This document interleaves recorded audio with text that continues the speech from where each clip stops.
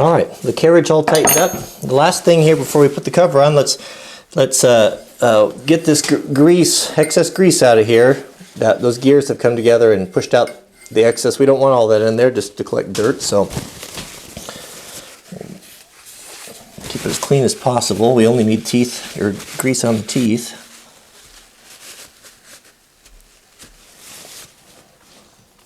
Oh, that green grease looks nice on that metal. Here's another angle you can see. See, we got a lot of grease in there. Okay, put that back.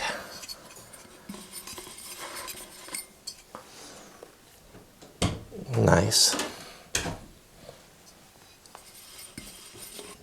Now we can put the cover on over the impeller. There's no gasket or anything, so we don't have to worry about that.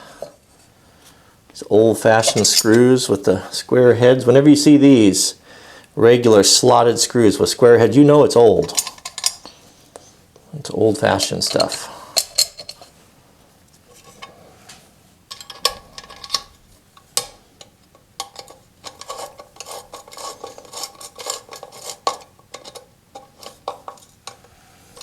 There's a little bit of rust in the end of some of the studs there, so we'll take a wire brush and clean those up real quick. Now we're ready to put this iconic cover on here, which is just really nice. Buffalo Forge Company, Buffalo, New York. That's beautiful. You think the manufacturer of this forge took pride in what they did? Would that not be a maker's mark? Put your signature on something like that?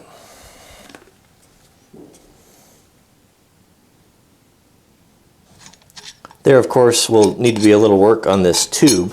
Means it was kind of looks like it was cut off maybe with a torch, but that'll be not a big deal. But I'm going to put it on in the meantime so we can clamp it in the vise and do a function test here. Again, all the original hardware, no doubt, because it's all matching and it's all period correct there.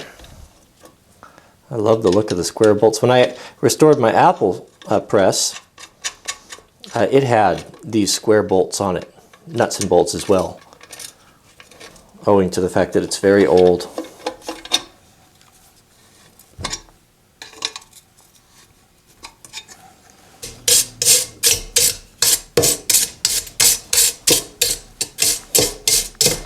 I'm going to install this handle on it just so we can do a function test, but I'll be turning a brand new hickory handle on here, and we'll have to drill out that rivet. We'll have to redo this. It's not a problem, but this has got a set screw in it. But we'll just let's put the handle on and then go chalk it up in the vise and see how it runs. That's what It's what we've all been waiting for here, isn't it? I'll Loctite that upon final completion, but she's a beauty. All right, let's go try it out. Remember that little spring-loaded deal we had in the top? I think I'm right about that. It's to oil it. We can have like a small grease gun here, and we could just put a couple drops there and push that bearing down. Each time we use it, just give it a couple drops of oil, and that'll drop right on top of those gears and lubricate the works. Another perfect example why I like these jack clamps so much, the versatility of them. You see that right there? That's a little rotating jaw made to go so you can use the clamp on the radius. So you can take that off and simply slide this on here like that, and you can clamp tubing and at any angle you want. You can see right there, I didn't have to go into the shop and use the vise. Simply use that attachment on here, and I mean it's handy, very handy. I've got these. I'll put these in my store where I carry the things that I recommend, tools that I like. A lot of the things that I used on this project. at wranglermart.com. You can go over there, and by purchasing there, you can help support the channel. So, with the shameless commerce out of the way, let's do a test.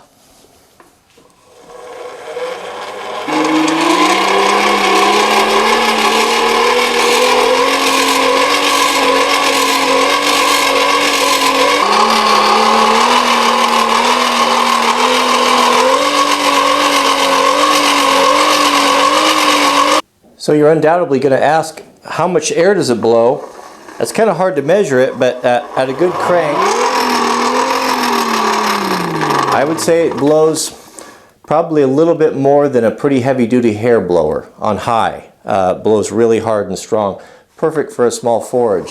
It turns very easy. It makes a really nice cut sound because of the way the gears are cut. Like an old transmission. It's very charming, and it's greatly appreciated. Turned out nice, didn't it? It looks kind of cool in just in its raw steel, but it won't stay that way.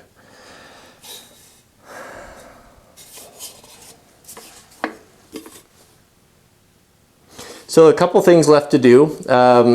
I think probably the next video, what I'll do is we'll straighten this handle. You can see it's a little bit crooked.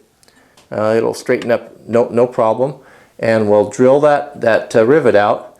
Maybe even put a longer one on. Well, I think it'll be okay. I think I can reuse it. And we'll turn on the lathe. We'll turn a brand new handle out of hickory, and we'll finish that up, and then we'll go into paint. And we'll paint it. So I would like your suggestions and ideas. Red with white letters. See the raised letters on there. It would be nice to have that a contrasting color. Maybe black and gold letters, or all different options. But I'm kind of thinking silver, black, red, or white. Something to that effect. But chime in, and you guys can pick what color we'll paint it, and then I'll build a bracket for it and we'll install it, because I've got some blacksmithing to do. But before then, I've got another project. We're going to set this over to the side here for a bit.